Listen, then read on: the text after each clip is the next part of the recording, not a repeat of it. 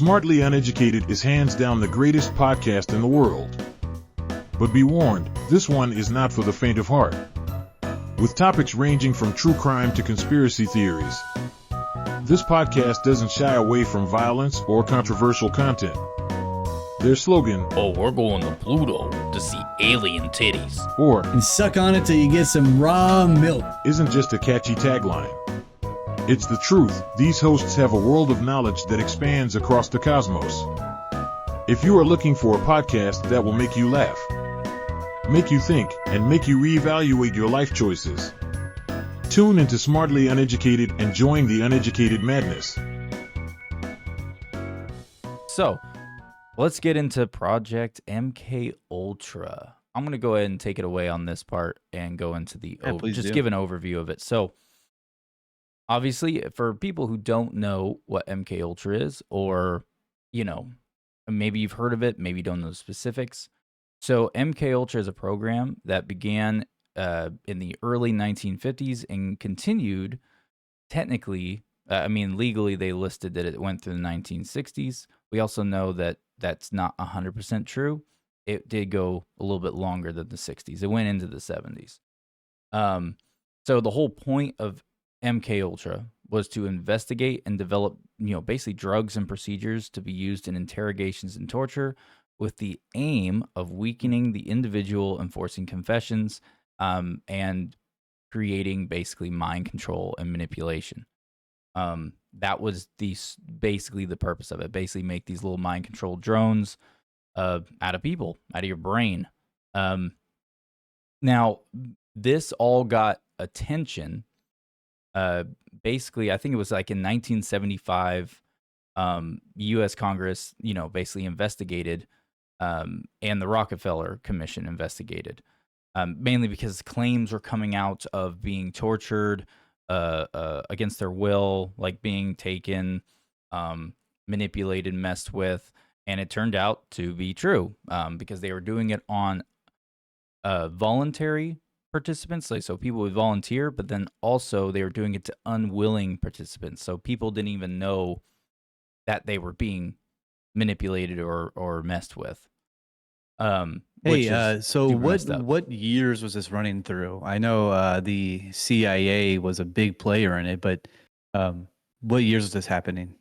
It started in around in the 1950s. The exact year is actually not listed, like 100%. So you don't know the exact start date, but it started in the 1950s and went on for basically 15 to 20 years. The reason why MK Ultra was even born into fruition was because it had a grandfather program that technically, created results and information that made them create MK Ultra, which was actually Project Pandora. And Project Pandora is the episode that we just released, and we did a full deep dive into it. It's about an hour and 40 minutes long, but it's just nonstop, no pulling punches the whole time. So if you guys want to know more about Project Pandora, tune into the most recent episode of ours. YouTube and Spotify is where you can find it. But moving on from that, though, so basically once there was public exposure about it, in 1973, the CIA director, Richard Helms, ordered the destruction of all MK Ultra files, which completely complicated investigations, hence why all the information we have about MK Ultra now are the random documents, like actual government documents that did slip through the cracks and didn't get destroyed. And then, of course, we had like the testimonials of people coming forward, and they were able to corroborate their story through, other evidence means other than a paper trail.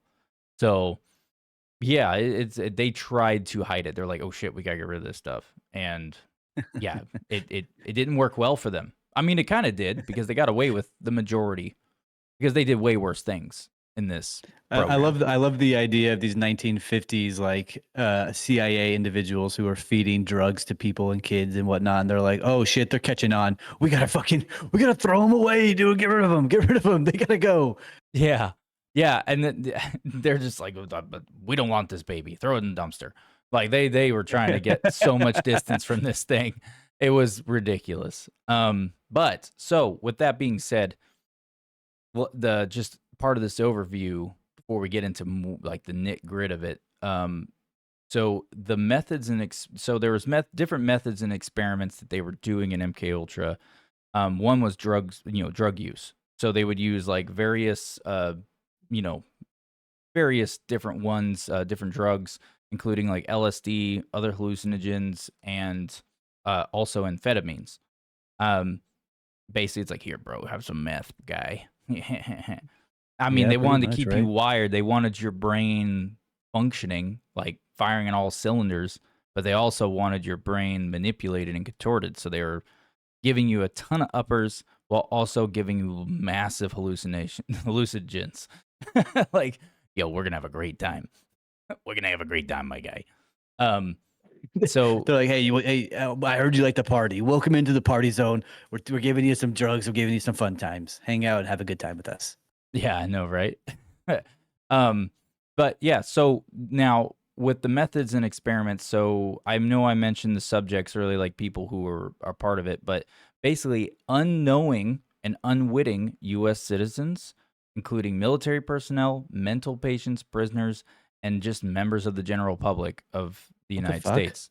Oh yeah, it was random people. They were, um, they were literally targeting individuals who did not even know that they were going to be a part of the program. Like we're talking about, it could have been you, it could have been me, it could have been one of these people listening to the live stream right now.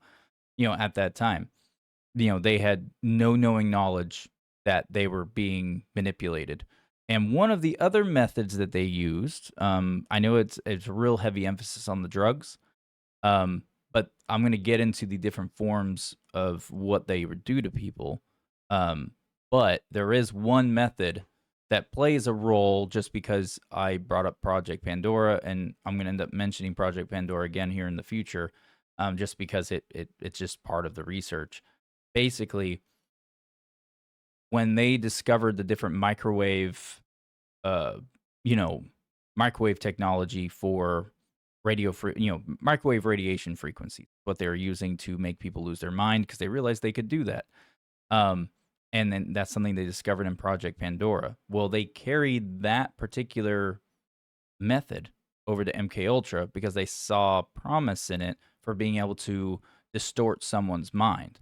And so they're like, "Oh, this is like a proven method we could use to at least pull back one of the layers on their brain for setting up this idea of creating, doing mind control and manipulation and all these fun things, which microwave radiation frequencies. And they got to the point where they're very good at it and they could direct it basically like in a handheld device. And nowadays, um, they basically could utilize it in a way to where they can pinpoint it at someone from like roughly, I think it was like 150 yards away.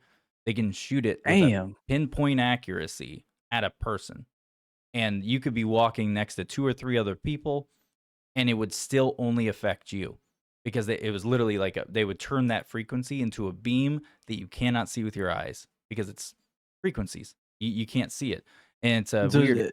Yeah, go ahead. do we know what frequency they were shooting it at? If it was like a certain hertz or a certain like base frequency, is there anything like that that we know about?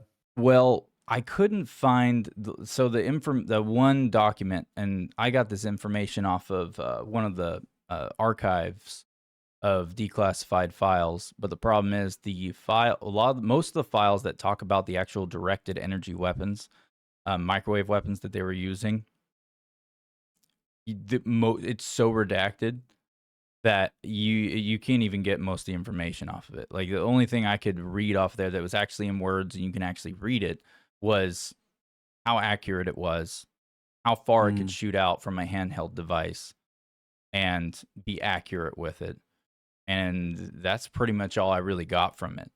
There's lots of conspiracies and speculation. Don't get me wrong. You could Google it right now and you're going to come across a litany of people saying no, it can do this as well, but it's like, but they don't have the documents to prove it, the support it, saying it, yes, for a fact. Now I'm not saying that those are wrong. It wouldn't surprise me if they can do all these crazy other things just from seeing what they're able to do already. But if there's not a hard evidence paper trail, I'm not going to sit there and say, yeah, we know this for a fact. Well, we kind of can't. The only way we would be able to say that we know this for a fact is in you find other evidence or other documents that contradict something that they stated, that would prove it the opposite, and then you can sit there and go, oh, well, we know that's a lie, means that part's not true, and this is true, something like that. But I digress. Let's move next. Let's move to the next little overview step. So which document are you in, so I can properly follow along with you here? I am on the MK Ultra overview number 2. That report I wrote. Big and yes, 10-4, big TikTok guy. Live people, I wrote reports on all this stuff. I did, and so did Evan. I know did. He did. Yeah, you did. But anyways, so basically the program was headed by Sydney Gottlieb. I don't know how to say her last name. It's Lieb. It's kind of a weird last name, but she was the one who headed it. She was some doctor, and she was an asshole. Without a doubt. She was a bitch. We don't like this woman, Sydney. Yeah, Sydney, what a jerk. She had so she was the one who headed it. I have a whole report that goes over in depth on her, and we'll get to that in a minute. CIA involvement. It says right here that Sydney was a man. Oh, is a man? He played a pivotal role. Oh God. Here we go, misgendering again. Oh, my bad. Dude, it's the name Sydney. I know like every Sydney I've ever met in my life has always been a girl. So my bad. Yeah, you and me both, brother. You and me both. Sorry, don't assume my pronouns. Anyways, that's real mature, dude. That's a serious topic. People are sensitive, Evan. Come on, stop. Be nice. Thank you.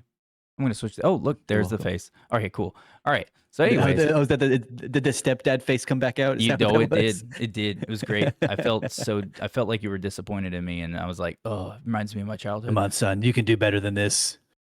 Hell yeah. That joke is lowbrow. Get a better joke under your belt. Lowbrow. Anyways, so this is where with the program origin and management, CIA involvement. So it was directed by the CIA's Office of Scientific Intelligence. It received a portion of the CIA's budget, which was at the time estimated at over $10 million. And this was back in the 50s, going into the 60s. $10 million is what this budget was for this project.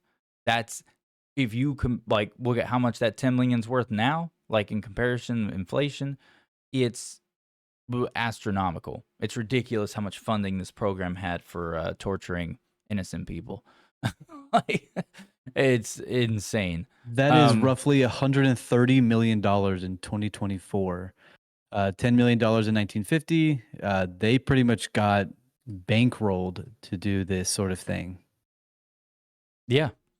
Now, obviously, there was ethical and legal issues with this program, obviously, because there wasn't informed consent. Most cases of people who were involved in it, who were victims, literally had no consent for it. And we're not talking about we're not even just talking about people who are prisoners, where it's like, oh, well, they're a prisoner, they're going to do whatever they want to them, regardless if that's messed up or not. We're talking about good, law-abiding citizens who have families, who just live their day-to-day like no different than you and I. They were the most of the cases were them. And it's really messed up when you get into some of these cases, what they went through. What was it? Other than that, there was legal actions, and it led to several lawsuits against the government, and some victims, received compensation. Some of them did. They were able to prove their case 100% due to just evidence that they were able to muster up through investigative teams. And even though they tried to destroy the paper trail, they were not, fully able to stop every piece of evidence. And so, yeah, you should look in some of the lawsuit cases if y'all ever get a chance. It's very, very interesting. There's a few really famous videos of interviews of people who were subjected to the MK Ultra testing and whatnot. There's one that's really popular that was like this, I don't know, like 14, 15-year-old boy who had taken so much LSD and acid that he saw the world in a different light than everybody else. And his mother put him in a mental institute in like 1957 or whatever. And it was like, my son's lost his mind, but he's just talking about how beautiful people are and how much love needs to go around, which I mean, sounds pretty great to me if you ask me. So, Jeez. but that's like a 15-year-old, like a young teenager. That's pretty bad. I get it if they are testing on like 30-year-olds or 20-year-olds, but the fact that they were testing on children really speaks to how like candid and how obtuse they didn't really care about anybody. They're like testing on left and right and children and adults and animals, and they didn't give a shit. So Yeah, no, for sure. I want to jump into, since we were talking about the methods used earlier, I just want to knock that out because I have a full write down on what they were doing, and what they were doing to people. So these are the different methods that I could find 100% evidence for. So the first one was obviously they gave them drugs. They gave them LSD. They gave them, the other drugs that they gave them were a variety. LSD was one of the main drugs that they used. The variety of other drugs range from different forms of chemicals, including like barbiturates, amphetamines, and MDMA, and they used them in various combinations to observe, their effects and on their mental state. The so next, what sorry, go ahead. was the ultimate what was the ultimate goal with using all of these tactics and drugs? Like what were they trying to do inherently? Do you have any idea? Yeah, so they were trying to give the reason why, like for instance, I'll use LSD since it was one of the main drugs that was continuously used so heavily. So with the reason they did LSD is because LSD is an insane hallucinogen. And Mm-hmm. when you're on LSD, your mindset and your state of mind, the whole thing becomes so warped and out of perspective that you do not think clearly in any capacity. You're out of your freaking mind. And they wanted to test to see if there's a way to utilize LSD in different levels, combinations with other things to have the ability to either implant, basically methods or like a control or manipulation or a narrative or thoughts or memories, like create false things and basically place them in your head. Because some of the mixtures they were doing with LSD and other chemicals was causing like these weird post after effects where the person was staying in an altered state even though the LSD had already worn off due to the other chemicals being, mixed into it with like a cocktail. So it was causing them to, so like once the LSD wore off, the thing was is that those other chemicals were acting as like a carrier, kind of like a vessel, kind of like imagine Yeah. like a railway station. And it was like, the track that the railway goes on. That track is still carrying the whole narrative down. So basically, once the LSD wears off, those chemicals are. I don't know the specifics because I couldn't find specifics on that aspect, but I know that they were seeing success with implanting basically false memories, essentially, and then also false narratives. So like some of the victims that they were doing it to would, after they would have these long crazy sessions of manipulation and torture, basically when they would come to the next point, they were able, like I'm sure people have seen in the movies where people walk up, you see like the secret agent movies and you see the person go, someone just randomly shows up to the main character wearing a trench coat and sunglasses and is like, the sky is blue and the chair sits still, and it's like the activation code to make you lose your, like, to make you go away and the other you come out. That Like in whole, Jason Bourne, like the whole Jason Bourne saga, right? The very first one they used, what was it yeah. called? What's that phrase even referred to as? Right? It has like a phrase. a sane. Yeah, I don't remember what that term's called, but I know that that it's that concept. So they would basically implant these like sequences. So basically, the moment that they said a certain phrase, all of a sudden you would get activated, right, to create these secret Mhm. weapons, secret soldiers that people knew nothing about. These like sleeper agents, essentially. I don't know. I obviously, since most of the information was destroyed, I was not able to find documents about the sleeper agents that were 100% successful. Obviously, it was working pretty dang successfully. You think Um, so? I think it was because they were on a roll. Their budget started out originally at like it was like a fraction of what they were given.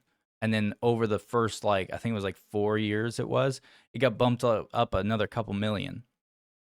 And then it got bumped up another couple million. And next thing you know, That's you were at fair. like 10 million. And it was like, oh, we're getting all these results. Look at all these results. Oh, more money then. Like you're getting success. I think they were successful with the manipulation and uh I want to say I wouldn't say it would be mind control. I think they were successful with it. I really do because So I teased you with an idea. I think it was yesterday evening, about a conspiracy that I think about based around MK Ultra and psychedelics, right? Mhm. Um, so music festivals today, right? They are known to ingest MDMA and psychotropic drugs like LSD and acid to get in this like hive mind sort of state. You recently just mentioned that they used frequencies in the same regard to attempt to mind control people.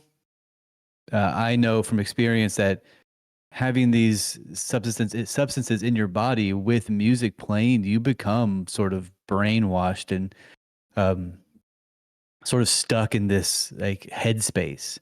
So I wouldn't put it past them to have them had a successful experience and then immediately, no, I guess wouldn't be immediately, but over the next generation, they started implementing it into music and genres and are pushing it around. There's a conspiracy that these music festivals like the Grateful Dead and Fish are CIA ops to push out acid and LSD to like young impressionable adults who need to be brainwashed into thinking one way or another and become like a zombie almost. True. I don't disagree with you, but at the same time, if you remember Yuri Bezmenov, and people who don't Oh know who yeah. Yuri Bezmenov is, he was the ex-KGB informant back in the 50s and 60s. That's when he was doing his thing, and he said in multiple interviews back in the 70s, and you look these up about how Russia had like this 4-step plan to basically uh, destabilize and this and uproot the West. And the West is not just America; it's anyone that's not basically not Russia.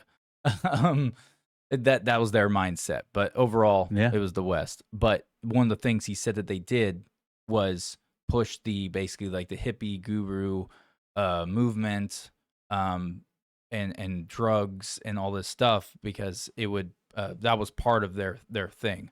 We're not going to get into Yuri. We've already done an episode on that. If you guys want to tune into that, go jump back to one of our first Do you know episodes. who Timothy Leary is? Timothy Leary. No, I do not. He's the individual who created LSD. He's like the father of LSD. He created it, I believe it was like 1940 or something, 1945 around there. And then he got killed in 1996, apparently.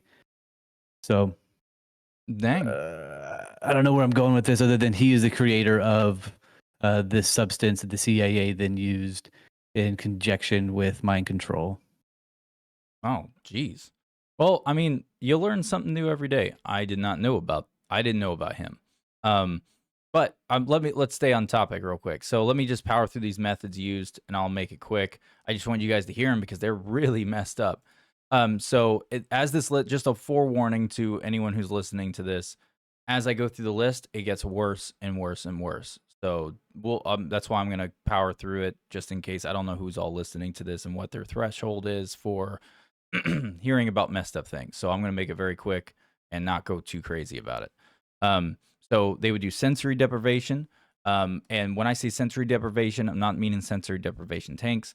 It was just plain across the board sensory deprivation. So like blindfold you, maybe take out your hearing, make you wear like these sound blocking headphones, make lock you in like a dark basically cell, cut off, no windows, everything. Different forms of sensory they would take away. Everything from your vision, your hearing, touch, and feel, and they would do it in Yep. intervals. It was never all at the same time, and it was not pleasant. The next is electroconvulsive therapy, or also known as ECT. They would do this. They would do really high doses of electric shocks, and it would it was those electric shocks were exceeding way above the standard for any form of medical electroconvulsive treatment. And that was done to observe just effects on the human memory, like on the human brain, to see it's like, hey, can we shock this person to forget? Can we scramble their brain? That's basically what they're trying to figure out. Like, what amount of this can we do? Would it produce the result of like, hey, we want this person never to remember this, so let's go ahead and fry their brain. And they Yeah. wanted to see how effective it was. The next one is hypnosis. So they would do different variations of hypnosis, and basically they were trying to explore the effectiveness of hypnosis to see its effectiveness in creating like basically amnesia like barriers and eliciting involuntary actions and implanting suggestions. So that was the whole point of hypnosis. The next one is sleep induction and manipulation. So subjects were put into prolonged periods of induced sleep. So basically, they would knock you out, give you, um, some type of sedative and drug to like really knock you out hard for super, like we're talking days. One of the documents I saw on there, there was people that were, and the reason why I was able to find these documents was because this was from people who were voluntary to the program. They weren't involuntary. They volunteered for this program because they thought they would get out. Like we're talking prisoners, um, sex workers, stuff like that. They would volunteer for the program, just because they were like, wait, so you're telling me if I do this program, like I'm going to get a bunch of money and I get my freedom? That's basically what the prisoners thought. And boy, were I'd they do it. wrong. Oh, they were very wrong. They were not going to get freedom. They had no intention on giving them freedom, or money. They just said whatever they could to get imagine you. being in prison for like tax fraud. You're in there just to do some like basic crime, right? And they're like, yeah, we'll let you free and give you $100,000 if you eat these pills and this medicine and eat this piece of paper, would you? And just sit in this room, nice and quiet. And they knock them out for 5 days to test their brain on acid. God, that'd be fucking awful. It would Just be to wake awful. up back in prison. Oh yeah, it would be horrible, man. And so what was I? So they would Switch do the that. camera. Sorry. And then they would do that, and then they would do, so the manipulation that they would do was basically after they would do the induced sleep, it would follow up by doing attempts to manipulate their dreams or use sleep deprivation to affect their mental states. So they would give you too much sleep, basically put you in this comatose like state for an extended period of time, and then they would bring you out and not let you sleep. They would keep people up for days. In fact, there is one thing I'll reference. There was in Russia, because Russia was doing very similar things that the CIA and we were doing. But in Russia, they did the same thing with a bunch of unwilling participants. Russia kidnapped a bunch of their own people. And this is all Christ. public. Everyone knows this. Like it's documented. Like Russia doesn't even deny it anymore. In fact, I think Russia made a statement on it saying that basically along the lines of like, we did it for protecting the motherland. Like they're like, we don't regret it. Shut up, go away. Like they did not That's care. bullshit. But basically they kidnapped a ton of people, locked them in these cells underneath the ground, completely cut off from light, everything, and they would not give them, they would trickle in water, kind of like hamster bottles that you would put in like a hamster cage. They would put little things you could drink water out of, and they would just do that intermittently. And they had these people locked in there with no light, basically no food for like, I think they were locked in there for close to a few months. And Oh these people, God, what yeah, the by the fuck? time something happened in Russia at the time, so these people were not, they were left alone there at the end of the program. So they got abandoned because everyone bailed ship. But all the people who were locked in these cells under the ground were still in there. And so by the time that the authorities found out who weren't evil, corrupt people, like the good Russians, basically, let's call them the good Russians in this situation, they found these people. And but by the time they found them, they had been most of them were dead, just because they had been locked in there with no food and water for like 3 or 4 weeks, and they were already Yeah. very weakened. And by the time they got down in there and they got to go in, they found a handful of people alive. Most people could barely even move, but a handful of them who were like the strongest of the group, like physically, they were just physically stronger people, completely out of their mind. And they were violent, and they were speaking like in grumbles, and were like basically when you like there's photos you can find of these people, and those people that they when they found them, and the photos that were captured of them in there, they looked like monsters.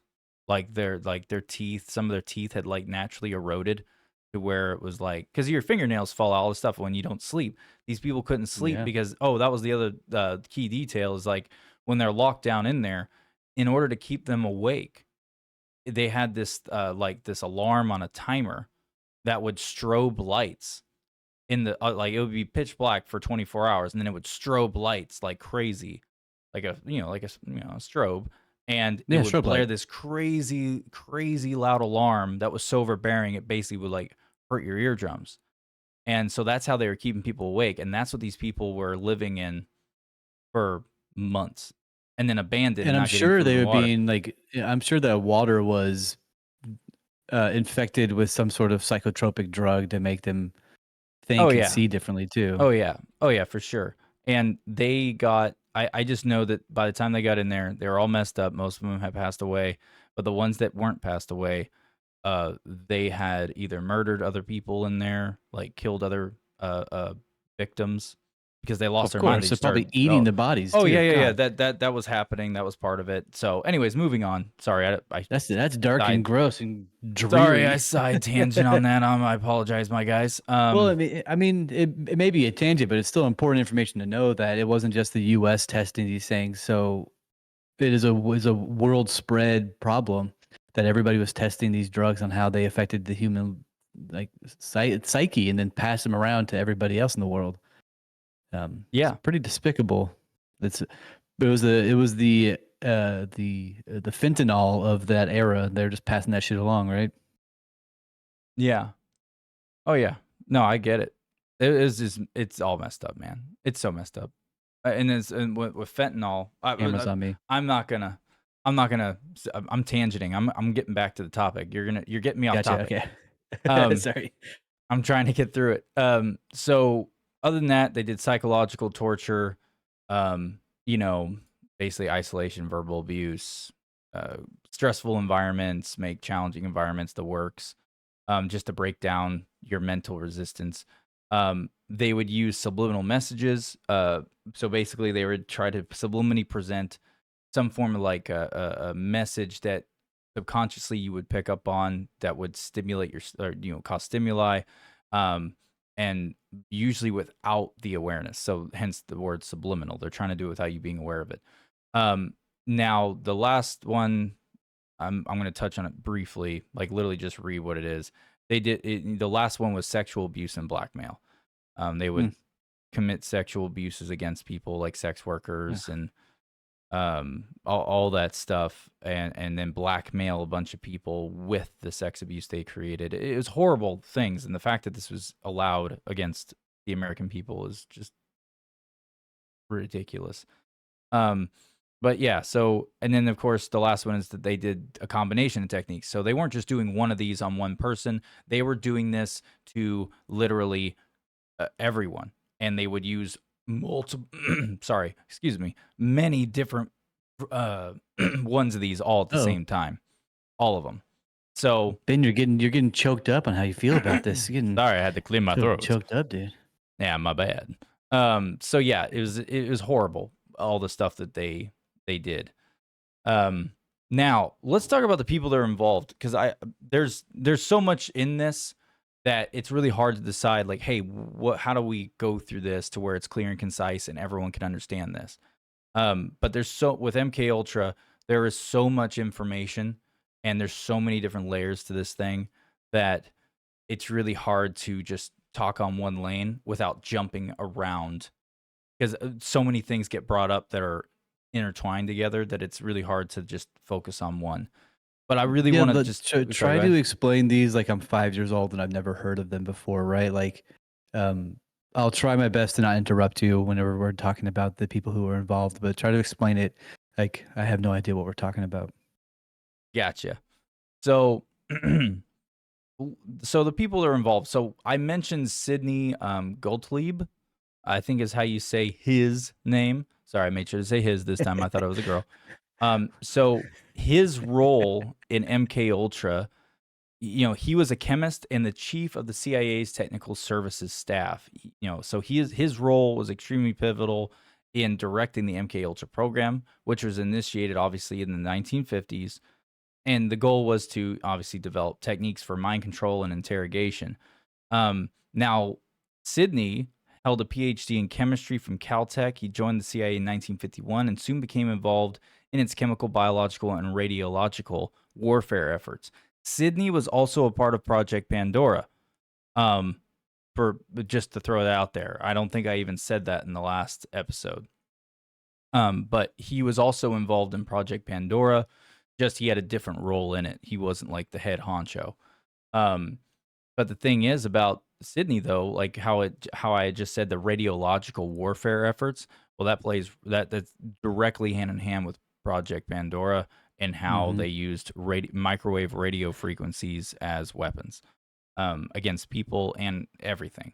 Um, Moving on from that, so under Sydney's direction, MK Ultra undertook various experiments, many of which were highly controversial, obviously unethical, and these included administering, we just talked about that, LSD and psychoactive substances to unwilling subjects, including CIA employees, military personnel, doctors, government agents, prostitutes, mentally ill patients, and members of the general public. Now, Sydney's work in MK Ultra obviously was widely criticized for its disregard for any form of ethics and standards and the rights of people. The experiments conducted under the direction were often extremely dangerous and performed without the consent of the subjects.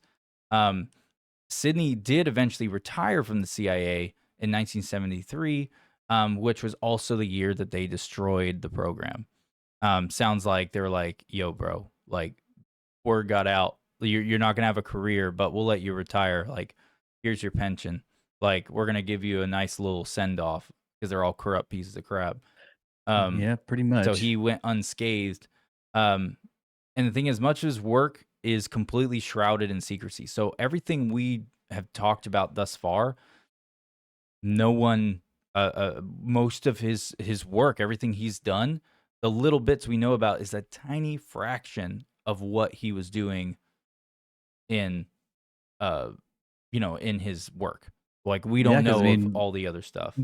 much like every other sort of project in CIA documents, a lot of these get thrown away, burned, and falsified. So there's no incriminating evidence against them doing actual illegal activities, which we all know they're doing. So that's why Yeah. Ben and I can't find any actual documents proving anything. Although there are plenty of CIA documents saying that they did it. So maybe Yeah, I'm lying. Maybe I'm a brainwashed dude.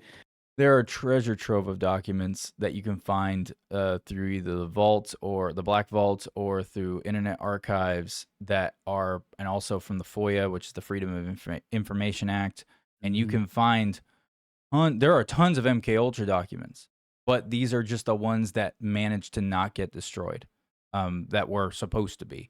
So that's one of the reasons why people know so much about. But when we say know so much about it, it's not that we actually know very little. in the grand scheme of things. But what we do know is very monumental to us because it seems like a lot, but to them, it's like, okay, they found out about this part and this part, but they don't know about everything in our like 5 other warehouses. So we're good, Yeah. you know? Um, but anyways, so that's who that person is. That's who Sydney is. He was the one he was the head of that project. Now, there is someone named George Hunter White. He was an agent of the. This is who was involved as well. He was an agent for the Federal Bureau of Narcotics and later for the CIA. He was involved in several operations on the MK Ultra umbrella, particularly those involving administration of drugs to unwilling subjects. So this was the guy his role was to come in and get people who were not supposed to participate. He would go and get people against their will and do really messed up things to them. He was the reason unwilling people were involved. He was the guy who was like, "Hey, I'm cool with going out to, Mr. Jim over there or Miss Alex over there while they're on their way home from the grocery store, going home to see their kids. I have no problem injecting them with something and dragging them away into some fucking hole in the ground." Like this guy was totally content with it. He's a piece of shit. It's real mess. This guy's just messed up. So, Yeah, he's dirty. oh yeah. So White worked in law enforcement intelligence for many years. His career included stints in the Office of Strategic Services, or OSS, during World War II and later in the Federal Bureau of Narcotics. So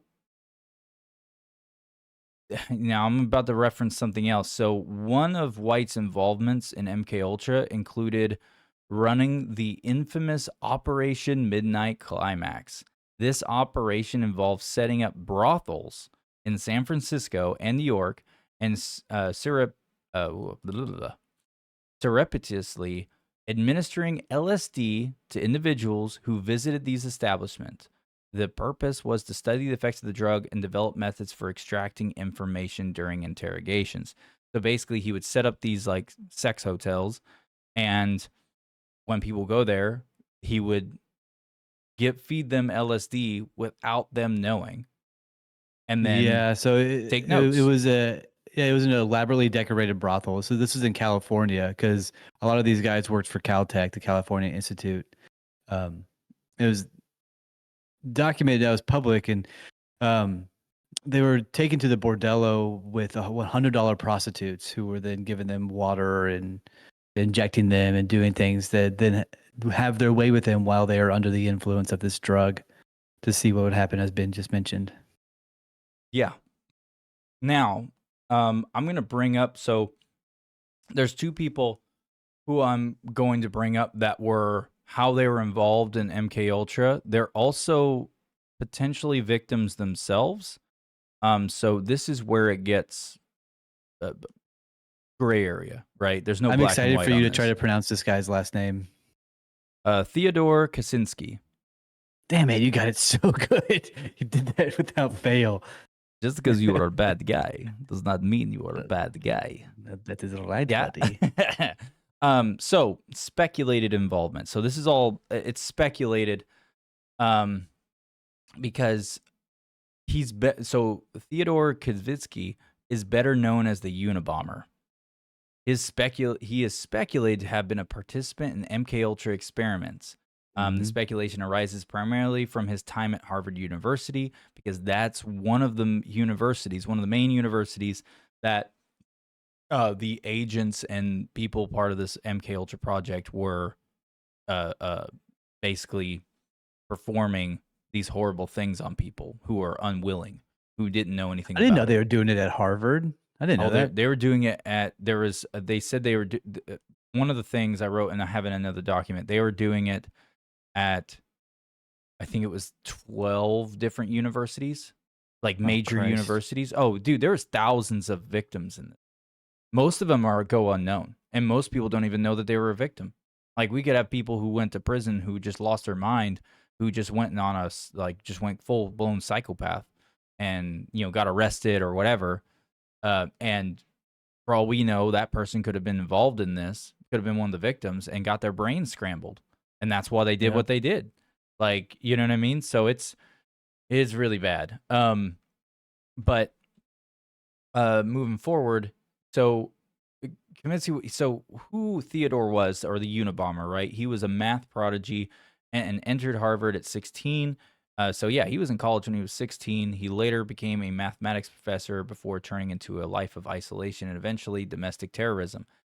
Around when he chose, and this is where things kind of line up with MK Ultra a little bit, even more, is that when he all of a sudden went into full isolation, that year is one of the most one of the most documented things. You can actually find a ton of documents for like of where MK Ultra was being utilized in Harvard University, where they were finding subjects and victims for it. Um, that last year before he lost his mind was when they were doing it there, and he was there at that same time. And then all of a sudden, when they pulled all the brakes and pulled out of Harvard at that time and stopped doing, using that as a place to select their victims. Right, literally right after that happened, it was literally within a couple months. All of a sudden, this dude just goes off the grid. He just went it's because they probably released him. They were probably pulling him on and off. I mean, if it's true, this is all speculated, of course. So if it's true, they were probably pulling him on and off. You know what I mean? Putting him through these different interrogations and manipulations and different methods they were using to manipulate people's brains and contort them.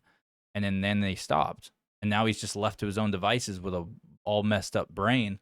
And he's just all like, "Bro, I'm going to go hide in the mountains. I'm going to go bomb some stuff." Wait a minute. I went to go hide in the mountains. Uh-oh. Wait a second. Wait a minute. Yeah. I'm isolated out here, brother. Oh, no. Oh, we got to watch out for this guy over here. Oh, my No, you goodness. don't. I swear to God. I know you don't. No, you really don't, dude. No, I'm fine. But yeah, so anyways, so that was like a little time frame in there. So while at Harvard, the Unabomber, or Theodore Kaczynski, participated in a psychological study conducted by Dr. Henry Murray.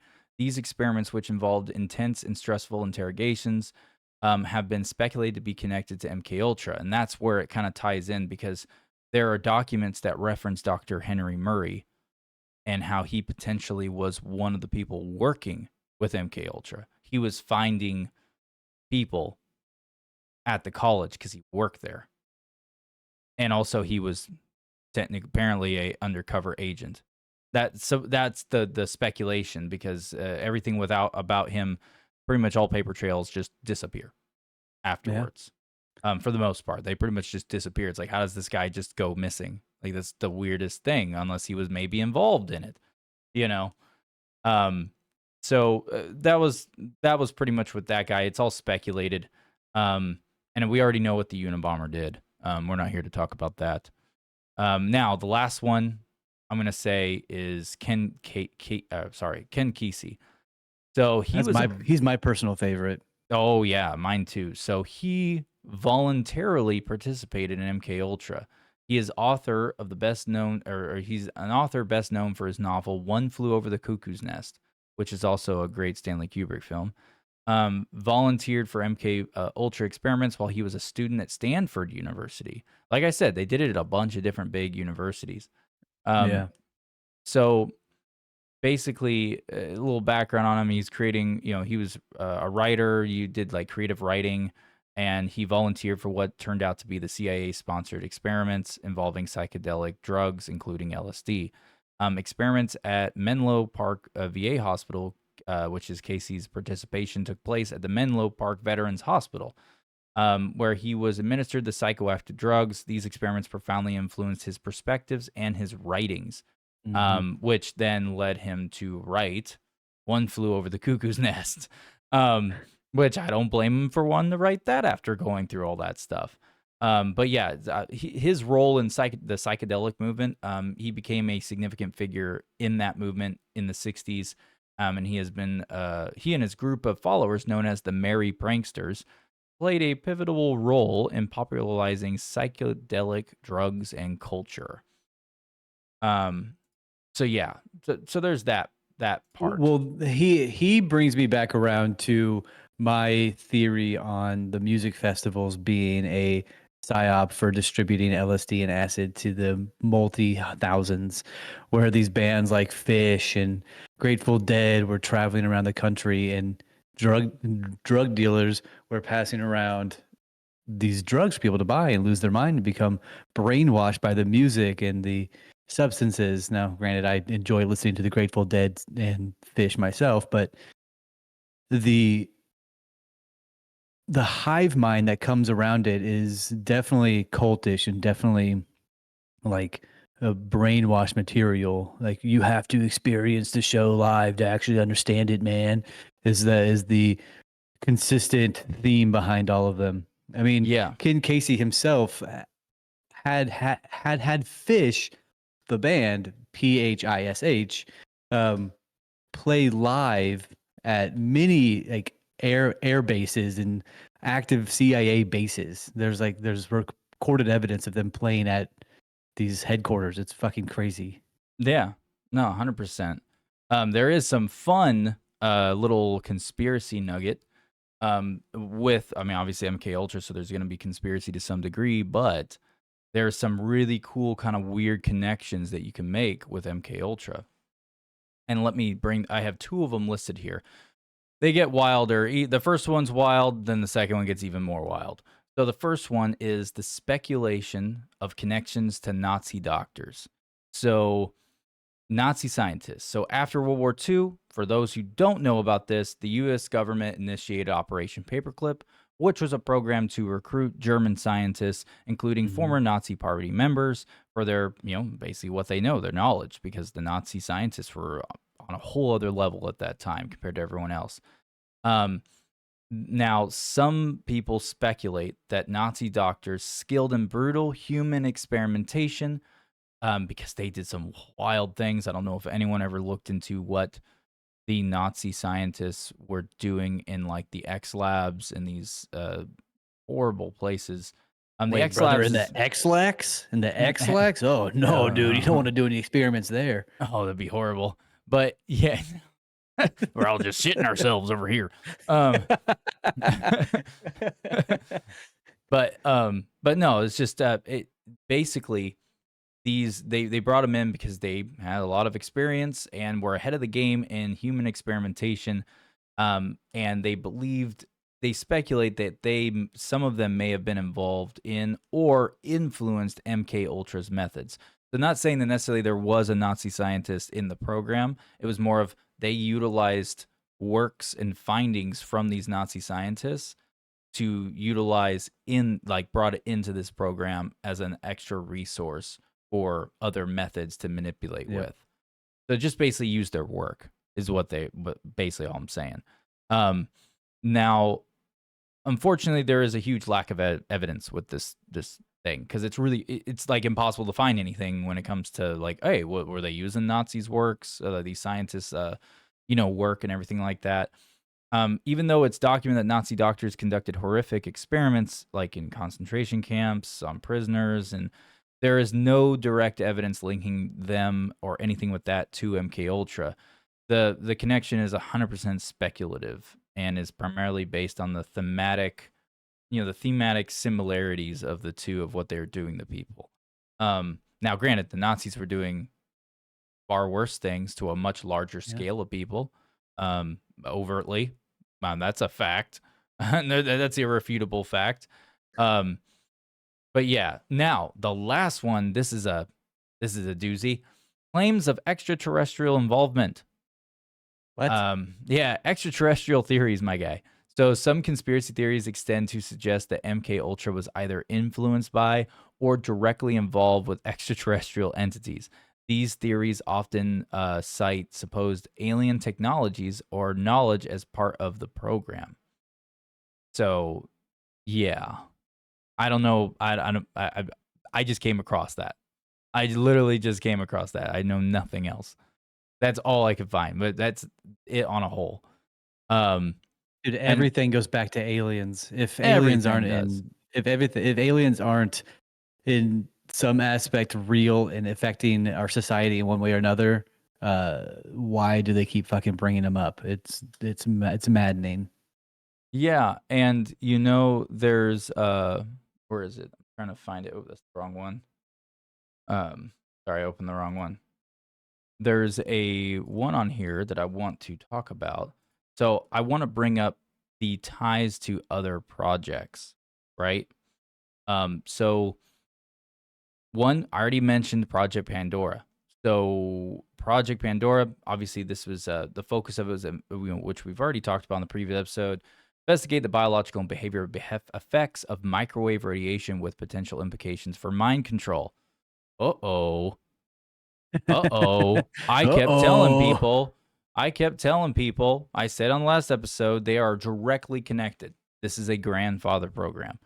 Now the outcome obviously contributed to insights into electronic means of behavior modifications intersecting with MK Ultra's objectives. So that was how it's tied in. So this is all just in the narrative of how it's tied in. MK and now this is where we're going to talk about MK Naomi and MK Delta, which are hand-in-hand projects that go along with MK Ultra. So Naomi and Delta. So let's start with Naomi. So the whole point of MK Naomi, it was centered on biological warfare techniques and materials, focusing less on mind control and more on incapacitation, which we already know was successful. In fact, one of the devices we talked about that they put out, remember there's that document talking that the Marines started using in 2003, 2004, that device that would incapacitate a large mass of people. Yeah. That was the radio wave signal, right? That was the oh my God, what was it called? Like the Medusa? Yes, Medusa. That was it. So the Medusa, that was created in Naomi. Now, I know they say it happened in the 90s. You know, they were creating it throughout the 90s. No, I found direct documents about Medusa, but it didn't call it Medusa. They called it a different name, but it was the exact same blueprint and mechanism for Medusa. And it was I forgot what the device was called or the thing for it, but it came out of Naomi. Naomi, they created it there, and then it became Medusa. They just refined it and made it more efficient. That's all. And then so how it's related to MK. So both projects were parts of the CIA's interest in unconventional warfare and control strategies. MK Naomi started literally like 3 years into MK Ultra, 3 or 4 years in the MK Ultra. And the reason why it's more directly related with MK Ultra than it is Project Pandora is because when Project Pandora was going on, because Project Pandora was going on at the same time MK Ultra was technically. It was like they all overlapped each other. But Project, basically how it goes timeline wise, just to kind of lay it out for people to understand, you had Project Pandora, and then about halfway through Project Pandora, MK Ultra was launched. And when MK Ultra was going, not very soon in the MK, we're talking like maybe a year or something. Next thing you know, Naomi and Delta both blossomed at the same time, all coming from the same strategic office, the same people who were heading the intelligence community for MK Ultra. They're the ones, they created it. They created 2 separate avenues, like, 2 pipelines now that go out of MK Ultra to these other sectors, but it's all under the same umbrella. And so they all kind of overlapped. If you have $200 million to play with, I'd say that they're going to have plenty of operations breaking free of different aspects, right? The CIA was probably the most funded thing in the world in 1950 to 1970. Oh yeah, 100%. And the thing with Naomi though is Naomi and Delta did not end when MK Ultra ended. In fact, people didn't know about Naomi or Delta until well after people knew about MK Ultra. Like it was after I didn't know about it until you mentioned it to me the other week. I had no idea they even existed. Never heard of them. Yeah, I had heard about Naomi and Delta like 2 years ago, but I had never looked into them. I didn't even know they were related. I just heard the terms I heard were Operation Naomi and Operation Delta. And then when I looked into them, they're not called Operation. They're called MK. They're part of the MK projects. And I was like, whoa, is that related to MK Ultra? And then I was like, oh my God, it is. What does MK even stand for in the MK Ultra world? Mortal Kombat! dun, dun, dun, dun, dun, dun, dun, dun. I mean, that's basically what was happening. I mean, they were frying their brains and thinking that they were soldiers fighting in a intergalactic, interdimensional battle for good versus I evil. think does it literally just mean Mark, like MARK, like Mark Ultra, something of that nature? Because I know MK in a lot of things, this especially the CIA documents we read probably far too frequently. The acronyms for Mark is MK. No, you're making a good point. I don't know. I actually never even bothered to look at what MK stood for. I was too busy Because looking at the other information. Because Mark is also used as like an individual. Like there's our Mark, there's our X marks the spot.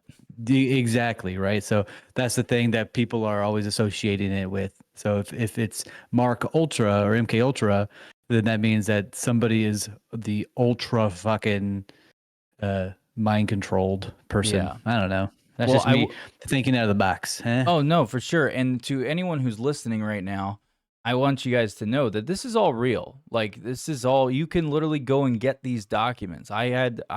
Luckily for me, when I deep dived into MK Ultra, I technically started like 2 years ago, and that's where I came across Naomi, but I didn't know it was related at the time because it didn't say MK, it said Operation Naomi, and it was on a completely different thread, source, and I didn't know it was related.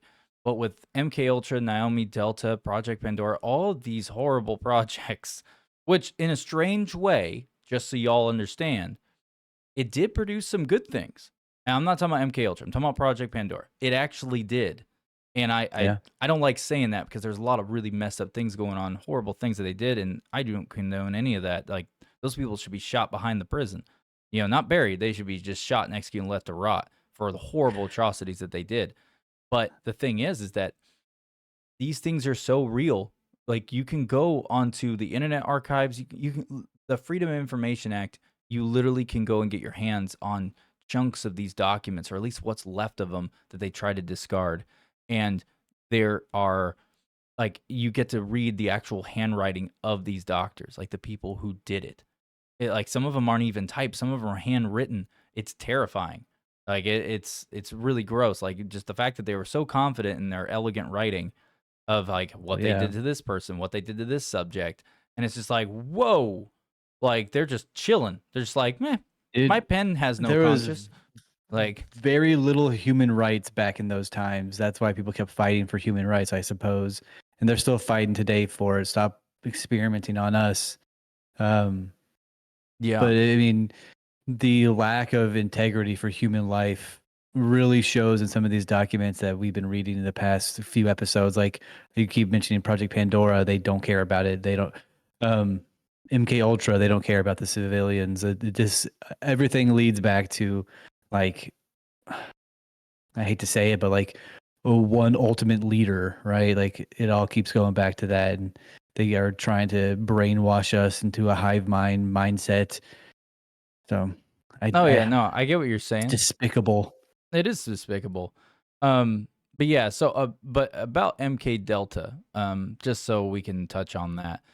So the purpose of MK Delta was, it was a operational arm, basically like an extension of MK Ultra, like the limb of MK Ultra, that was for applying developed techniques in real world scenarios. So MK Delta went on for a long time and no one knew about it. Even after MK Ultra ended, or supposedly ended, it kept going. And the thing is that there's a few different programs that are said to be going on right now as we speak. There's no evidence of it. There's no proof. We have like a short tail of evidence from some of the documents I came across. So I have some information on them, but no one knows. They supposedly, there was no official statement if they were ever ended or not. And so for all we know, supposedly there's this one that's a predecessor. I think it's called Operation Midnight. I think it is. Have you heard of that? Yeah, you've referred to. Yeah, you referred to it a moment ago. Yeah, so The brothel, right, in San Francisco. Oh, no, sorry, not Operation Midnight. It was Project Monarch. So, Gotcha. Okay. ooh, what happened to my camera? Uh-oh, we've lost There him. we go. Oh, it's out of It focus. went out of focus. I had to fix that. It's been face tracking you as well. Every now and again you bounce around and it follows your face. Yeah, I'm not a fan of that. I meant to turn that setting off. So anyways, so where's my mouse? There's my mouse. Hey, So, it's me. let me go ahead and talk about Project Monarch. So, Project Monarch, and this is the part. So, we know Project Monarch was real. There is evidence showing that it was real, and it started up when MK Ultra, like word of it started getting out, like getting whistleblowed about right after MK Ultra ended. Like we're talking like maybe a few years. And basically it's supposedly an offshoot of the CIA's MK Ultra program. But unlike MK Ultra, there's no like concrete evidence or detailed documentation of its existence. Mainly because there's only been one or two things that have come out that they were able to get their hands on. That's where the name Project Monarch came from, because they found a document that got leaked that said the name of the project and everything. But the moment that got leaked and then people started like pushing on it, going, "Whoa, wait, we have all these like there's a lawsuits going on because victims were coming out in the mid and late 70s, going in the early 80s, and even in the 90s, there was victims of MK Ultra coming out." But basically, that document that got leaked with Project Monarch in it, the government went dead quiet. Like the CIA went dead quiet. Now the government itself went after, like Congress, all that stuff, went after the CIA, going like, "Yo, you're doing this? Like, we're gonna put all you bitches in jail." Like, there was actually a movement like that happening for like 6 months. I have a few points about all that I like to bring up here whenever you're ready. Do you want me to around finish 1970. Project Monarch, or you want to take over? No, you go right ahead with Project Monarch. That works perfect. Go ahead and Okay. finish that out. Yeah. So basically, they knew it existed, right? We know that something existed with Project Monarch, but whenever the government came to squeeze them on it, the CIA was like, "We don't know. Come look at all of our records." Only this time they were better at destroying evidence because they found out about the leak and they already learned their lesson from MK Ultra. It was very apparent that they were like, "No, we're really cleaning house. We don't want anyone to know about this." So supposedly Project Monarch, there's some notes and stuff you can find online about it that are actual documents. But the thing is, it was all memos for pretty much saying like, "Hey, hide this. Like, put this Yeah. under the table. No, pretty much all your works is off the books.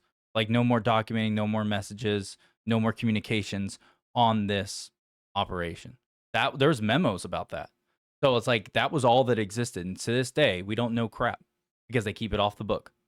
So what this is, so Project Monarch involved claims of, so like mind control.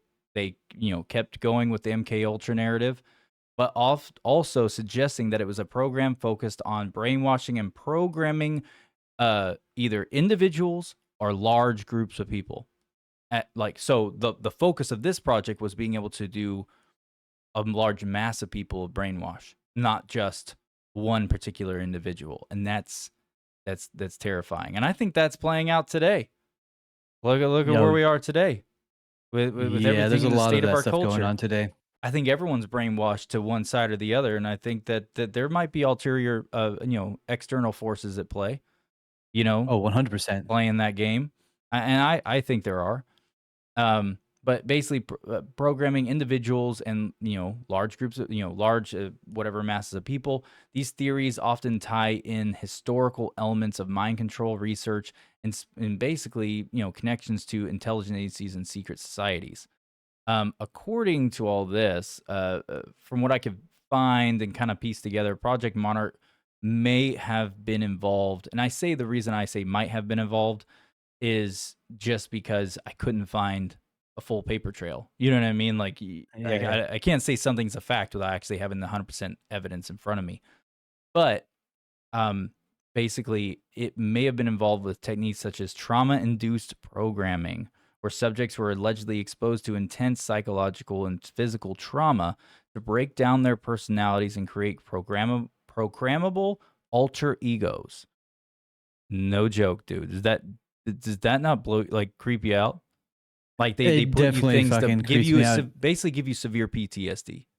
Like Yeah, fuck you up. it's meant to give you a psychosis and ruin your mindset to where you become dependent on them to give you drugs and TV shows to, again, here we go, brainwash you and make you think however they want you to think. So, I mean, it makes perfect sense to how our society is running nowadays. And Oh yeah. yet again, Yuri was right. 100, dude. We need to really push that episode again because man, was that such a good knowing that stuff that he did. Everything he says is true. Terrifying. But moving forward, so Project Monarch. Oh, sorry, I skipped over a part. So programmable. The whole point was to create programmable alter egos. And this is similar to some of the methods explored in MK Ultra, but taken to a more extreme level.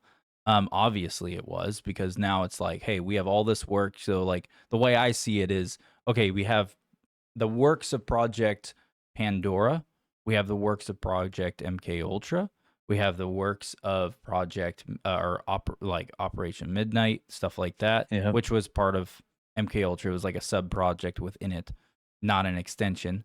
And then there was Project Monarch, and then Naomi and Delta, and then now we have what's going on right now, the current one, which is Project Monarch. Now they have what makes Project Monarch so terrifying to me is the fact that they have basically over half a century of work and data of what works, what doesn't. They have a more refined scope of where to pinpoint and how to execute this. So they are at the point where they're the most efficient they've ever been with doing these horrible things. And especially if everything about Project Monarch is true that I've been able to basically piece together, and it's meant for literally targeting a range from anywhere from one single individual to a large mass of people at one time and have actual accuracy and efficiency in it. At that point, the whole concept of like, hey, do we live in a simulation? We might as well just say it's 100%. Yeah, we do. Because it may not be the simulation concept of like, oh, we're in a computer program. No, take that out of the way. We're more of living in a psychological simulation. And we are just guinea pigs getting our realities warped and manipulated to only be able to see what we're allowed to see, not what we want to see.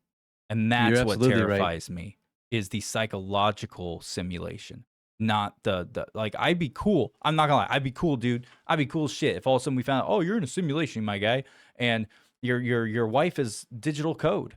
You just never knew it. You're digital code. I'd be like, but I'm having a great time though. Like, it's not going to change anything. It wouldn't change anything.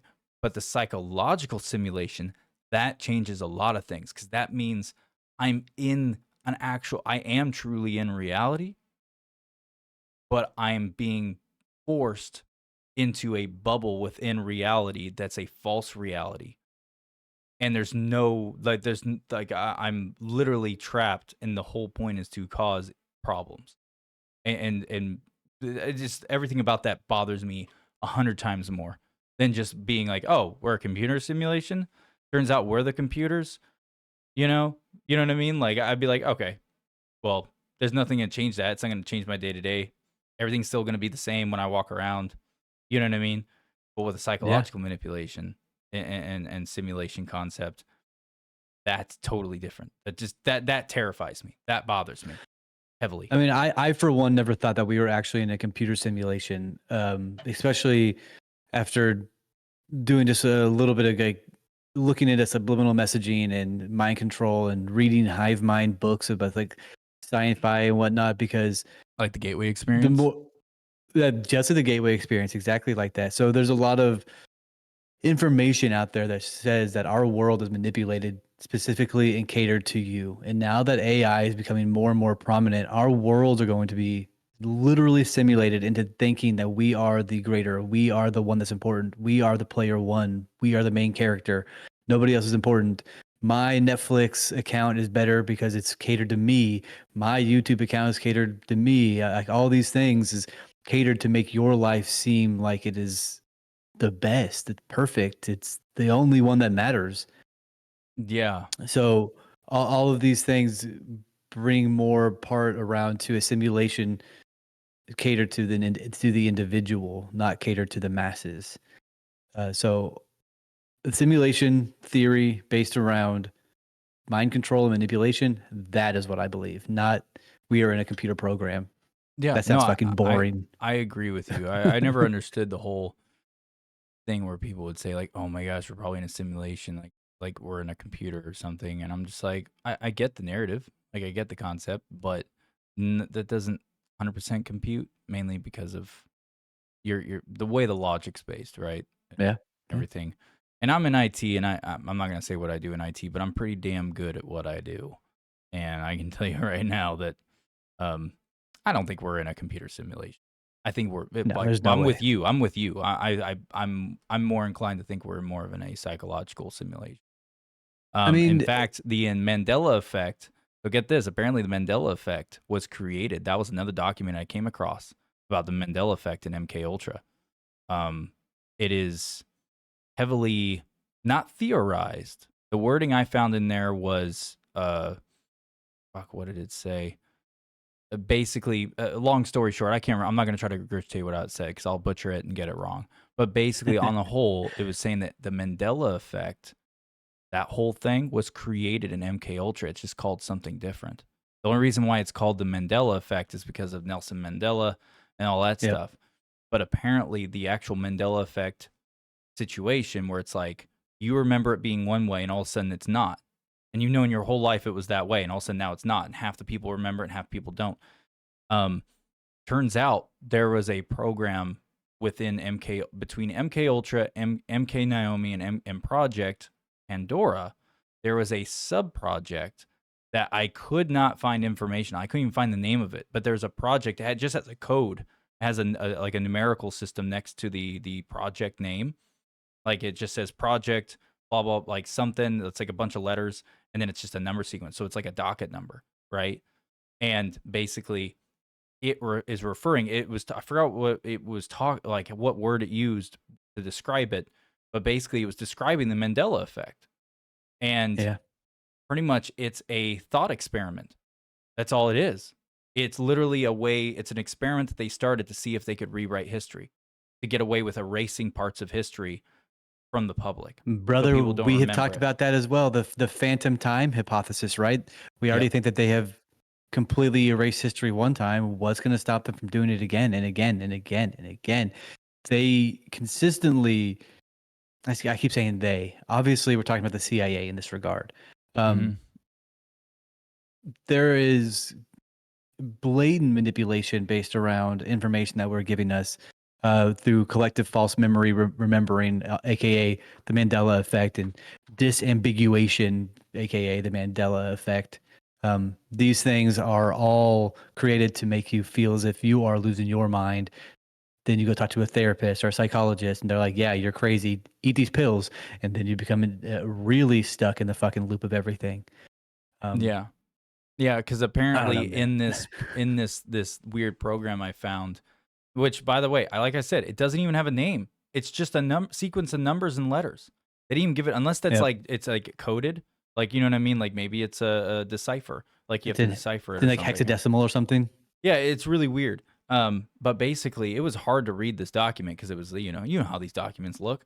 Like some of them are like so compact. It's like size 6 font, size 4 font with like no spacing between the top line and the next line, so the words all butt up together. And basically, they were saying they were describing the Mandela effect in wild detail, just not saying Mandela effect. And I was like, whoa. And basically, this was something that they developed utilizing so one of the things I read in it was saying that utilizing the capabilities of microwave radiation or whatever frequencies, right?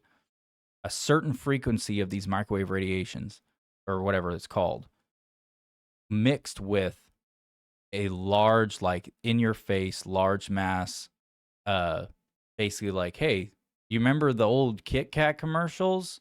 This is just an Give example, me a right? break. Yeah, but they would do it well after the fact, like years and years later. And they would say, "Hey, you remember these old commercials? Man, nostalgia." But they know that they put the wrong commercial intentionally.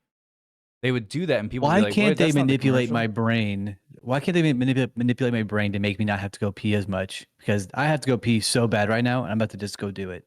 Anyways, so we were talking about the Mandela effect briefly, just because there's a reference to it in something related. However, so with Project Monarch, just kind of land the plane on that. That is what is speculated right now to be the predecessor, like who took over from MK Ultra and is supposedly still going on today. And like I said, you can find evidence of Project Monarch um, from years ago in references of things that came out. But unfortunately, the paper trail goes cold right after, and it's really disturbing, especially since Project Monarch basically has all of the capabilities of MK Ultra, Project Pandora, MK Naomi, MK Delta, Yeah. and they're able to now take all of that at a much more efficient way, since they have all these like over half a century of research now and capabilities, from their work. So if that's what's going on, and that's actually what's happening right now, that's terrifying, because that's straight up just a psychological simulation at that point that everybody may be a victim of, which is horrible to think about. But moving on with Project Monarch, though, so it was what was it? So in World War II, so basically, particularly experiments of Joseph Mengele are another common aspect of the monarch theories. So these theories suggest that the knowledge and techniques developed in Nazi concentration camps were later incorporated into CIA programs, so including Project Monarch, right? So this part is a lot of this is kind of speculated. Not the part about the Nazi part where of them utilizing the work of Nazi scientists and the horrible atrocities they committed with human experimentation. That So part is real. real quickly on Joseph Mengele, Mm-hmm. he was a SS officer and he was a physician in World War II. I don't think they can hear you on the live, can they? I don't care. That's fine. Let's move on. I want them to be able to hear you. Gotcha. I would say you should join in, and I'll let you I join am in with audio. I am in here. You just need to send me an invite. How do I send you an invite? I'll do it right now. Sorry, bear You with gotta us, click on my- people, if people are watching or listening. What was that? You just gotta click on my username and I'm looking. I don't know where your username is. So the bottom left corner, you'll see like add guest. Oh, okay. Okay. I don't know what it's doing. My username is Slap Daddy. I'm trying to, but it's showing that the guests are locked. Gotcha. That's perfectly fine. I don't know how to do it. I've never done it before. Sorry, folks. I want to get my co-host in here, the Evan, or also known as the Wiz. Normally, he is on the podcast and we jump back and forth, but unfortunately, I can't get him to join in. I've never done a live one myself before, so my bad. Joseph Mengele is referred to as the Angel of Death. That's all I wanted to say. If you want to repeat that, go right ahead. What was his name again? And I'll say it so people Angel can hear of it. Death in the SS. Oh, Angel of Death in the SS? What was his name? Yeah, his actual name? Joseph Mengele. You were just talking about Joseph. Oh, sorry, my bad. Yeah, Joseph Mengele was also known as the Angel of Death in the he was an SS soldier, and he was a Nazi. So yeah, he's a horrible guy. But moving on from Project Monarch. One of the things I want to bring up the list of victims, because I have a full list of. Let me pull it up. The victims. So these are actual testimonies. A lot of these were testimonies and accounts of, individuals who claim to be victims of MK Ultra. So I'm just going to start with the top one. Esther Schreer's experience. So Esther Schreer was subjected to depatterning. So depatterning by Dr. Ewan Cameron. This involved a drug-induced coma, electroshock therapy, and psychic driving, where recorded messages were played up to 500,000 times after the treatments. She was incontinent, mute, and had trouble swallowing. She basically had to relearn basic life functions, including how to care for her newborn child. Holy That's cow. horrible. Horrible. Witty Bulger's testimony. So Witty Bulger is an infamous gangster. His experiences with LSD testing in a federal prison as horrible LSD experiences followed by thoughts of suicide and deep depression. He compared the program's doctor to Nazi Dr. Joseph Mengele, reflecting the severity of the impact on his mental health. Another experience claim was Robert Hunter. Robert Hunter, a lyricist and collaborator with the Grateful Dead, was also exposed to MK Ultra testing. His experience was somewhat different as he described the drugs as rather spectacular. That dude's like, dude, I love these drugs. Give me more drugs. I love it. And noted that he couldn't understand why they were paying him to take psychedelics. He was like, whoa, I'm making money and I get to have a good time. Like, he was loving it. Yeah, that's one of the guys I was like Oh my specifically gosh. talking about with the Grateful Dead. Oh my goodness. Yeah. Let's see here. There's another one on here. So Kathy O'Brien's account. So in transformation, it says Transformation of America. So it's two separate words for some reason. Kathy O'Brien details her experiences and as an alleged MK Ultra mind control slave. She describes losing her control over her thoughts and being manipulated by various high-profile individuals. Her story is a detailed and disturbing account of the extent of mind control she claims to have endured. The next one is Harold Blauer. He is a professional tennis player. Blauer checked into the New York State Psychiatric Institute of Treatment of Depression.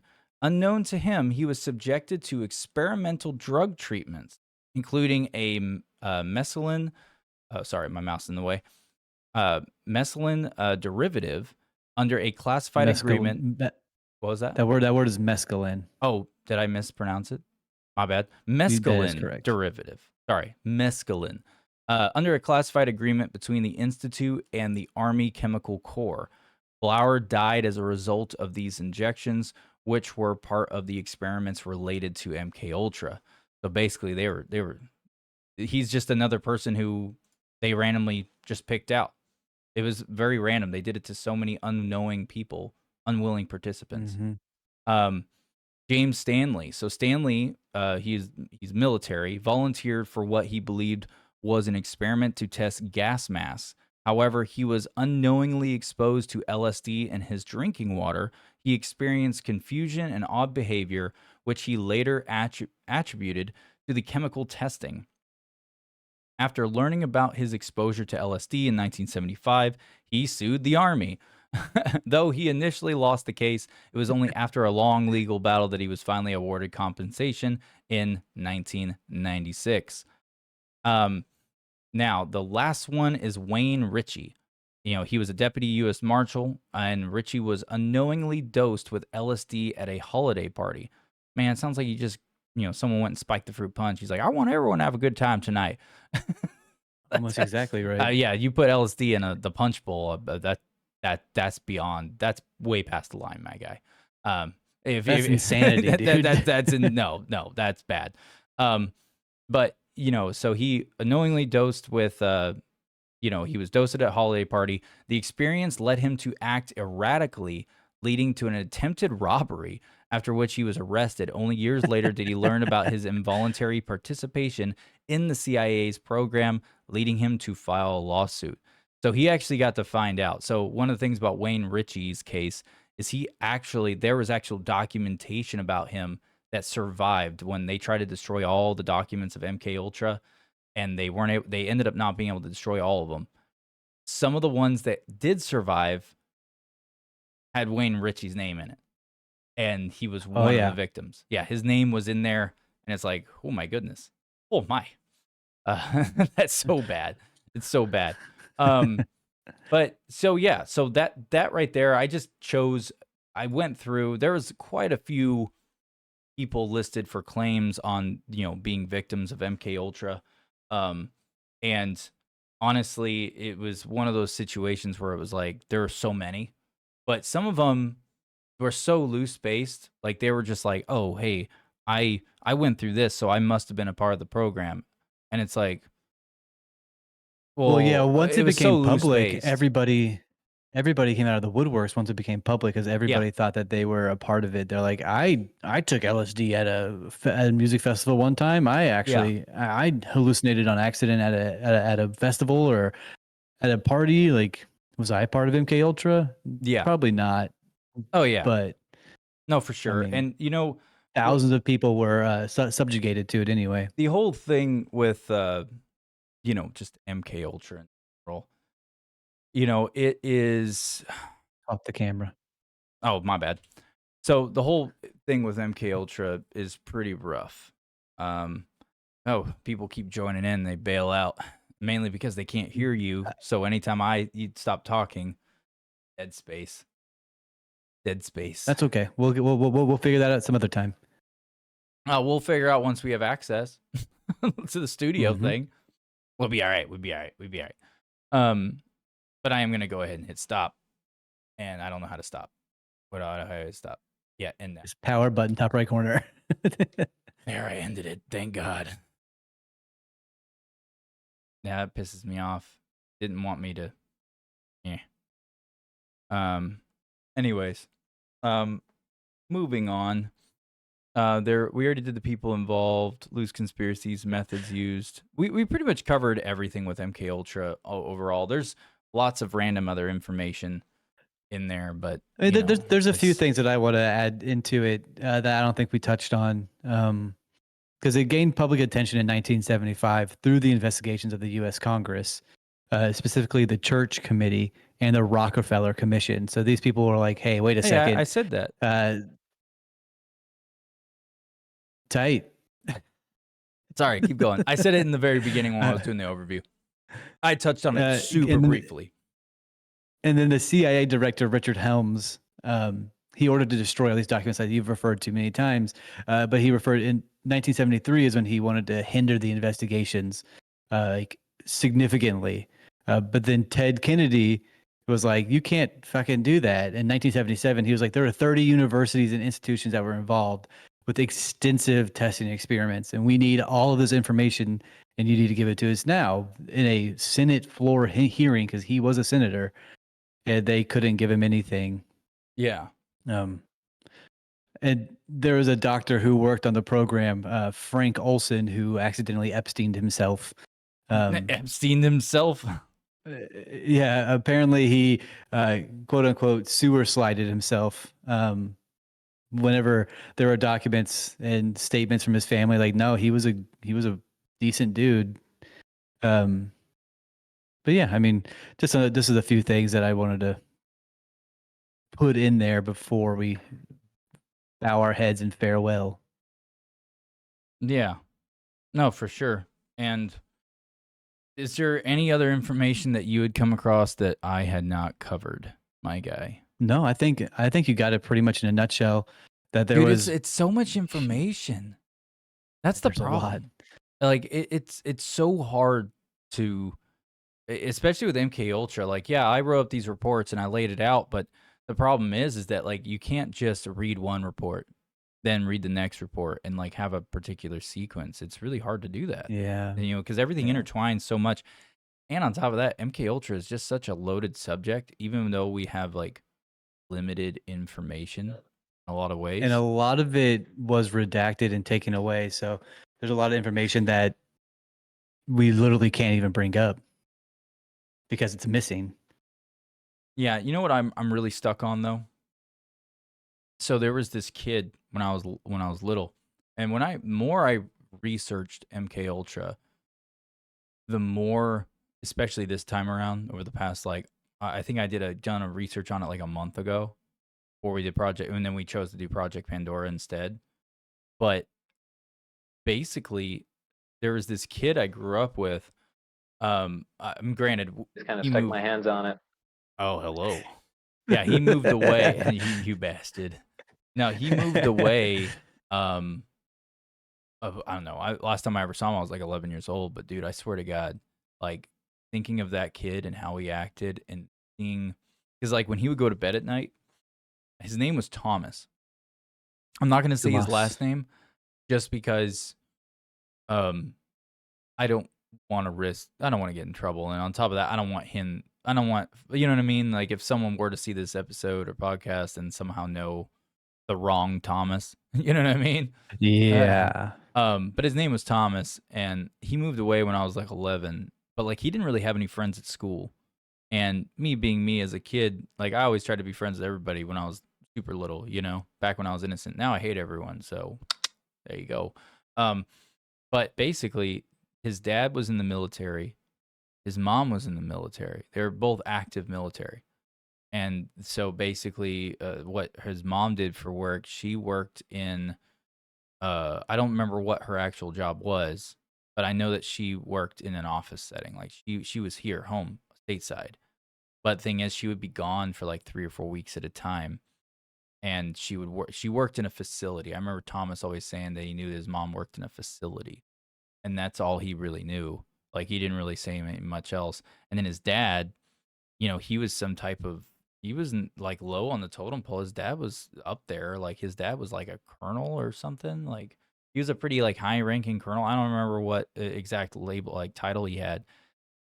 Swear to God, dude, that kid, when I was reading about MK Ultra and everything and just how they did stuff and how the victims would behave, this little bastard acted like that, dude. I'm not kidding. Oh, Yeah. Like, I'm not that's not kidding. good. Like, because the more I kept thinking about him, because it made me think of him when it mentioned there was I came across a document talking about how they did it to a 12 or a 13-year-old. There was a 13-year-old Yeah. victim. Now, there wasn't much I mean, information. Oh, go ahead. At the beginning, I brought up the 15-year-old teenager who literally they have him on video talking about him being tested and eating drugs and being forced to do these sort of things. So, I mean, there's plenty of evidence to say that children were a part of it. Yeah. Yeah, see, the 15-year-old one I came across was not loose. It just didn't have crazy information. It didn't have names. And then half the document was so hard to read. Like there was no deciphering it. I even tried to use my phone. You know how you can use on the iPhone, how you can do the whole, like you take not a screenshot, but you can upload like a PDF of a file and it will convert the words into a new format, like a document. You know what I'm talking about? How it'll take the words off of a picture. You know what I'm talking about? I tried to do it with the document, and it only did the parts that I could read. Even the parts I couldn't read, it couldn't read either. And I was like, "You bastard! You're a computer. You're supposed to figure this out. Like, what's wrong with you?" But it didn't figure it out. But basically, all I could get from it was the subject was like 13, 14, 15, or I don't remember what it was. It was something young like that, and they were held, like basically kidnapped. He was a missing child. Like he was on milk cartons, like ripped Damn. away from his family. His family thought he was kidnapped. Is this Tomas? Yeah, this was no, this is not Thomas. This was someone I came across when I was researching MK Ultra. It made me think of Thomas though, because this kid, it gave like little excerpts of what this kid would say when he was in a good mood, and it's the way, just reading it, it made me think of that kid. I was just like, just the way the kid, like the way the wordplay was, like it was creepy, man. Like it really made me think of that Thomas kid. I was like, well, if I remember right, his mom was always gone like every 3 to 4 weeks. She'd only be home for like another week, and then she'd be gone for another 3 or 4. Dad would be very sporadic. His dad may be gone for 4 days, then home for 8 days, then home for a day, and then gone for a day. It was very random. But I know that his dad was pretty high ranking, and I know his mom obviously was, from what I remember, if I remember right, I was also young myself, you know. So it's like I could be misremembering. Oh, yo, Tina! Oh my gosh, it's Tina. Yo, girl, how's it going?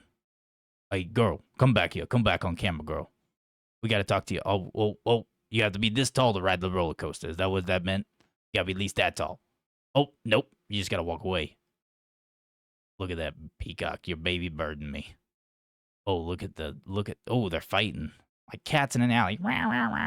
They're going at it. Oh, he's giving her the look. Oh, I'm very aroused. Hello. Oh, now he's rolling his eyes. Now he's irritated. and now he's just he's just staring off camera. Oh, does that mean? Oh, he's upset. It may look like he's smiling. He just looks irritated. Hey, Ben, shut the fuck up. Oh, my bad, my guy. Oh, you were listening that whole time? Yeah, I can hear you. Oh, I had no idea. All right. The everyone's down here yelling at me. We got to get out of here. Oh, Yeah, what are you handing me? look at those drugs. Just asking when Hi, Tina. approximately, because I want to work out and go on. I want to work out.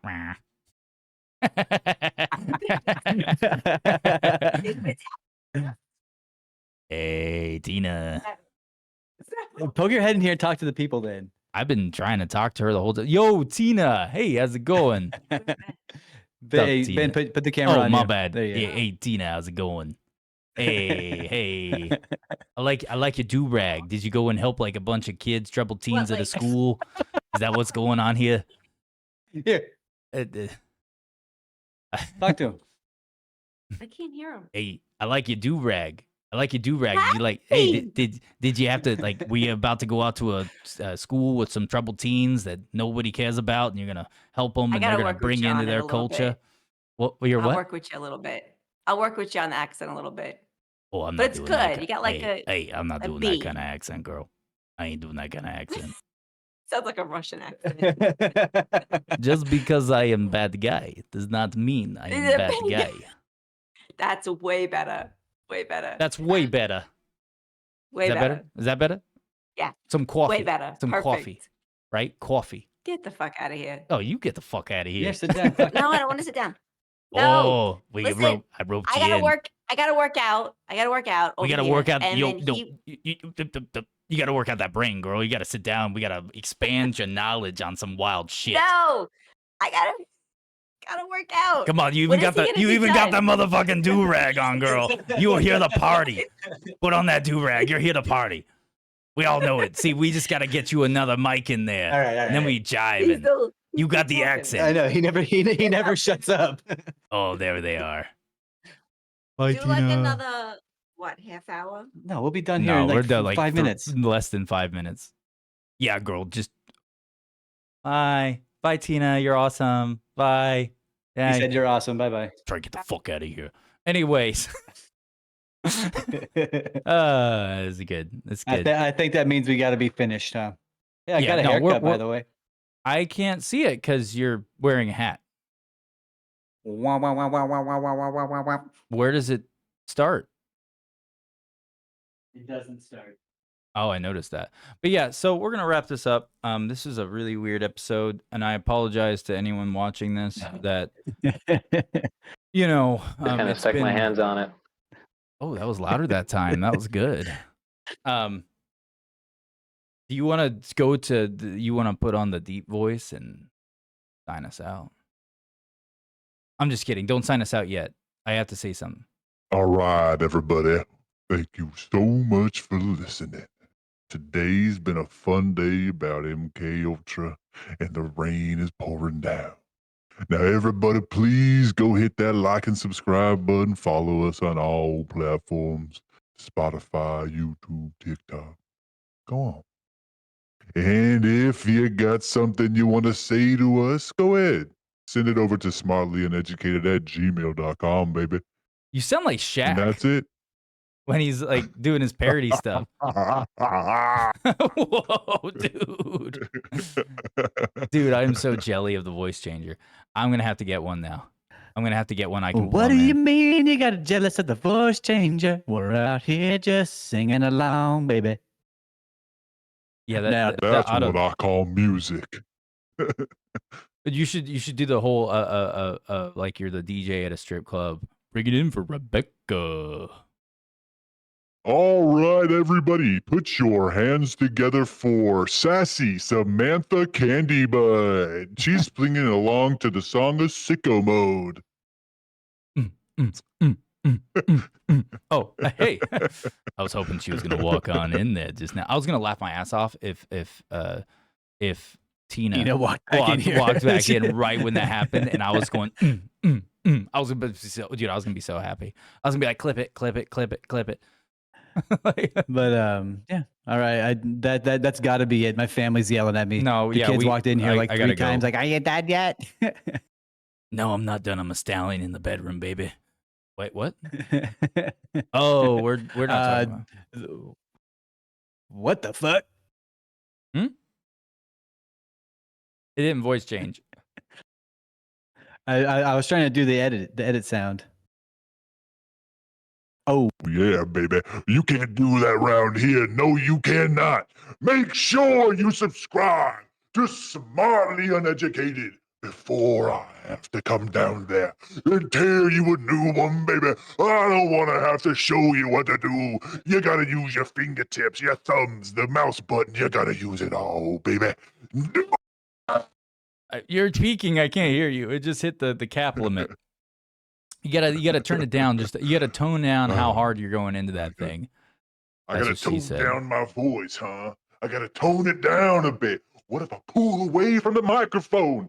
Ah! Dude, the thing at the end. I want to. Dude, we need to do a whole podcast in voice changers, where you're just in the deep voice and I'm in the girl voice. Hello. What if I talk like this the whole time? I don't have a All right, voice Ben, changer, but I can talk like this the it whole is time. your hard cutoff time. We have reached your time limit, by the way. Don't you fucking tell me where my hard time is. Alvin! All right, man. Time to go. I will. Bye. Yeah. We'll see you guys later. Thank you for tuning in. Bye.